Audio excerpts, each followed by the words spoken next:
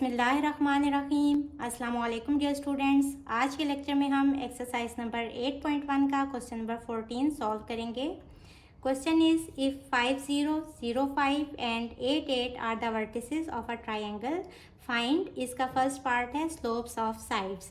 Suppose ये एक triangle है तो इसके हमें वर्टिसेस गिवन है और वर्टिसेस के नाम नहीं उन्होंने बताए, तो हम सपोज कर लेते हैं कि ये वाला पॉइंट है A50, ये है B05 और ये है C ऑफ 8 8। तो हम कहेंगे suppose A50 B05 and C8 8 be the vertices of a triangle। तो हमने क्या फाइंड करना है? Slope of A B, B C and C A. तो slope of A B find करने के लिए ए और बी के कोऑर्डिनेट्स लिख लें। स्लोप ऑफ ए बी को कह लें m1, y2 minus y1 over x2 minus x1। यहाँ ये कोऑर्डिनेट्स हैं x1 y1 और ये वाले हैं x2 y2। तो 5 माइनस 0 ओवर 0 माइनस 5, तो ये आ जाएगा 5 ओवर माइनस 5, 5 से कट जाएगा तो m1 स्लोप इक्वल आ गई -1 के। अब हमने स्लोप फाइंड करनी है बी सी की, तो बी और सी के कोऑर्डिनेट्स लिख लेंगे। Slope of B C, suppose this is equals to m2, तो m2 इक्वल हो जाएगा y2 minus y1 8 minus 5 over x2 minus x1 8 minus 0, यानी कि 3 ओवर 8। तो m2 स्लोप इक्वल आ गई 3 ओवर 8 के। अब हम स्लोप फाइंड करेंगे c और a की, तो हम c और a कोऑर्डिनेट सबसे पहले लिख लेंगे। स्लोप ऑफ ए सी या सी ए को कह लें m3 और ये होगा y2 minus y1 0 minus 8 over x2 minus x1 5 minus 8 over -3। तो स्लोप m3 इक्वल आ गई 8 ओवर 3 के। अब हम फाइंड करेंगे स्लोप ऑफ मीडियंस। मीडियंस क्या होते हैं? Line segments joining mid point of any side of a triangle with opposite vertex is called median of a triangle. यानी कि सपोज ये वर्टेक्स है ए और यहाँ बी और सी का जो मिड पॉइंट है वो ये वाला पॉइंट है, इसको कह लें ई। तो ई के अपोजिट जो वर्टेक्स है वो ये है, तो इन दोनों को जो लाइन ज्वाइन करेगी इसको हम कहते हैं कि ये मीडियन है। तो मीडियन ए ई की हमने स्लोप फाइंड करनी है। तो सबसे पहले स्लोप फाइंड करने के लिए हमें ई के कोऑर्डिनेट्स मींस के एक्स और वाई की वैल्यूज चाहिए होंगी, और ये हम कैसे कैलकुलेट करेंगे? हम बी और सी कोऑर्डिनेट्स लेंगे और मिड पॉइंट फार्मूला यूज करते हुए हम ई के कोऑर्डिनेट्स फाइंड कर लेंगे। जब ई के कोऑर्डिनेट्स आ जाएंगे तो फिर हम ए ई मीडियन की स्लोप फाइंड कर लेंगे। तो सॉल्व करते हैं। यहाँ बी और सी के कोऑर्डिनेट्स लिख लें। अब हमें पता है कि मिड पॉइंट फार्मूला क्या है, ये हम चैप्टर 7 में पढ़ चुके हैं। x1 प्लस x2 बाई 2 और y1 plus y2 by 2।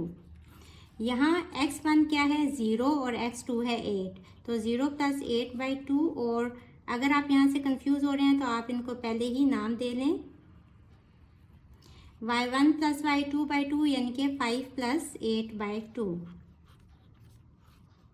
Solve करेंगे 8 बाई 2 और यहाँ आ जाएगा 13 बाई 2। इसको सिंप्लीफाई करेंगे तो ये आ जाएगा 4 और 13 बाई 2। तो मिड पॉइंट ई आ गया। हम इसको कह सकते हैं कोऑर्डिनेट्स ऑफ ई या ई ऑफ एक्स वाई। ये क्या आ गया? 4 और 13 बाई 2। आप इसको ऐसे भी लिख सकते हैं ई ऑफ 4 एंड 13 बाई 2। अब देखें इसके कोऑर्डिनेट्स आ गए, तो हम स्लोप का फॉर्मूला यूज करते हुए मीडियन ए ई की स्लोप फाइंड कर लेंगे। ए के कोऑर्डिनेट्स लिख लें और ई के भी कोऑर्डिनेट्स लिख लें।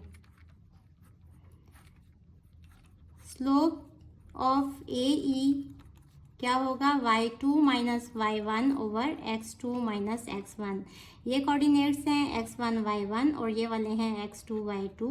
तो ये हो जाएगा 13 बाई 2 माइनस 0 ओवर x2 है 4 माइनस 5, 4 माइनस 5 आ जाएगा -1। तो ये हो जाएगा -13/2। तो स्लोप ए ई आ गई -13/2, यानी कि मीडियन ए ई की स्लोप आ गई -13/2। ये हमारा एक आंसर आ गया इस मीडियन का। इसी तरह हमने दो और मीडियंस फाइंड करने हैं जो बी से यहाँ तक होंगे और सी से यहाँ तक होगा। अब ए और सी का मिड पॉइंट कौन सा है, ये वाला, इसको कह लें कि ये एफ है और इसके भी हम कोऑर्डिनेट्स फाइंड करेंगे, इसको x1 y1 कह लें और इसके अपोजिट जो वर्टेक्स है वो बी है। तो मीडियन क्या होगा, एफ से बी तक लाइन जो है इसको हम मीडियन कहते हैं, यानी कि B F. Median B F की हमने स्लोप फाइंड करनी है, उसके लिए हम सबसे पहले एफ के कोऑर्डिनेट्स फाइंड करेंगे यूजिंग मिड पॉइंट फार्मूला। तो ए और सी के कोऑर्डिनेट्स लिख लें। मिड पॉइंट एफ के कोऑर्डिनेट्स हमने फाइंड करने हैं x1 प्लस x2/2 और y1 plus y2/2। Mid point find करने का फार्मूला है। यहाँ ये वाले कोऑर्डिनेट्स हैं x1 y1 और ये वाले हैं x2 y2। x1 plus x2/2 means 5 plus 8/2 और y1 plus y2/2 means 0 plus 8/2। इसको सॉल्व करेंगे तो हो जाएगा 13/2 और 8/2, यानी कि मिड पॉइंट एफ या कोऑर्डिनेट्स ऑफ एफ आप कह लें 13/2 और 8/2 हो जाएगा 4। तो ये वाले कोऑर्डिनेट्स क्या आ गए, 13/2 और 4। अब हमने फाइंड क्या करना था, मीडियन की स्लोप। तो slope of median B F ये हमने फाइंड करने हैं। तो हम बी और एफ के कोऑर्डिनेट्स लिख लेंगे। एफ के कोऑर्डिनेट्स आ गए 13/2 और 4।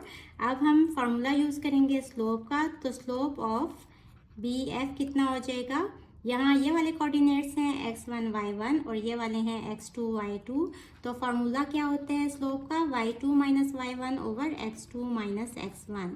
y2 है 4 और y1 है 5, तो 4 माइनस 5 ओवर x2 है 13/2 और x1 है 0। 4 माइनस 5 इज -1 और 13/2 एज इट इज़ आ जाएगा। अब जो सबसे नीचे होता है ये यहाँ ऊपर आ जाता है, तो ये हो जाएगा -2 ओवर 13। तो slope of median B F आ गया -2/13। ये इसका आंसर आ गया इस मीडियन की स्लोप का। अब हमने स्लोप फाइंड करनी है यहाँ से यहाँ तक। तो ए और बी का मिड पॉइंट ये ई एफ लिया था, तो सपोज ये है डी और इसके हमने कोऑर्डिनेट्स फाइंड करने हैं x2 y2। यहाँ से यहाँ तक जो लाइन होगी ये है मीडियन। तो बेसिकली हमने मीडियन की स्लोप फाइंड करनी है, यानी कि सी डी की स्लोप। तो सबसे पहले हम डी के कोऑर्डिनेट्स फाइंड करेंगे, उसके लिए हमें ए और बी के कोऑर्डिनेट्स चाहिए, वो लिख लें। और अब मिड पॉइंट फार्मूला यूज़ करेंगे। तो मिड पॉइंट फाइंड करेंगे डी, ये है x1 प्लस x2/2। यहाँ ये कोऑर्डिनेट्स हैं x1 y1 और ये वाले हैं x2 y2। तो 5 प्लस 0/2 हो जाएगा और यहाँ हो जाएगा 0 प्लस 5/2। सॉल्व करेंगे तो 5/2 और 5/2। तो d के कोऑर्डिनेट्स क्या आ गए, 5/2 और 5/2। यहाँ आप ये भी लिख सकते हैं कोऑर्डिनेट्स ऑफ d या फिर d ऑफ x2 y2। अब कोऑर्डिनेट्स आ गए। अब c के कोऑर्डिनेट्स लेंगे और d के कोऑर्डिनेट्स लेंगे और स्लोप का फॉर्मूला यूज़ करते हुए मीडियन सी डी की स्लोप फाइंड करेंगे। तो slope of median C D, इसके लिए c के कोऑर्डिनेट्स लिख लें और d के भी कोऑर्डिनेट्स लिख लें। स्लोप ऑफ सी डी क्या हो जाएगी, y2 minus y1 over x2 minus x1। y2 है 5/2 और y1 है 8, तो 5/2 माइनस -8। x2 है 5/2 और x1 है 8। यहाँ ये -8 नहीं है, ये +8 ही है, 8 और 8, तो 5/2 माइनस 8 और x2 माइनस x1 5/2 माइनस 8। यहाँ ऊपर और नीचे सेम वैल्यूज़ हैं, ये कट जाएंगी तो आंसर आ जाएगा 1। तो slope of C D median equals to 1। Slope of median A E equal आ गई -13/2 के।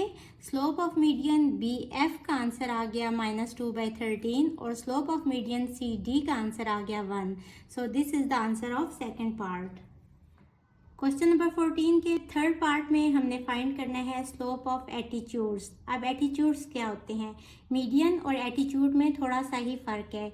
इसके पिछले पार्ट में हमने यहाँ जो मिड पॉइंट कैलकुलेट किया था वो था ई, और मिड पॉइंट के अपोजिट यहाँ जो वर्टेक्स है ये है ए। तो इसको जो लाइन ज्वाइन कर रही थी ये क्या था? ए ई मीडियन था। और ये जो एंगल है ये आपको नज़र आ रहा होगा कि ये 90 का नहीं है, तो ये मिड पॉइंट है। लेकिन कोई ऐसी लाइन जो यहाँ बी सी के ऊपर ही पॉइंट हो और उसको अपोजिट वर्टेक्स ए के साथ जो लाइन ज्वाइन कर रही है और यहाँ जो एंगल बना रही है वो 90 का बना रही है, ये जो एंगल हो ये 90 का हो, तो ये जो लाइन होगी इसको हम कहेंगे कि ये एटीट्यूड है। अब हमने मिड पॉइंट्स कैलकुलेट किए डी ई और एफ, तो सपोज कर लें कि ये वाला जो पॉइंट है ये है जी। तो अब हम लोगों ने एटीट्यूड ए जी की स्लोप फाइंड करनी है। अब देखिए अगर ये एंगल 90 का है तो यहाँ से क्या पता चल रहा है कि ए जी परपेंडिकुलर है बी सी के। और हमने स्लोप में क्या पढ़ा कि जब दो लाइंस आपस में परपेंडिकुलर हों तो स्लोप का क्या फार्मूला होता है?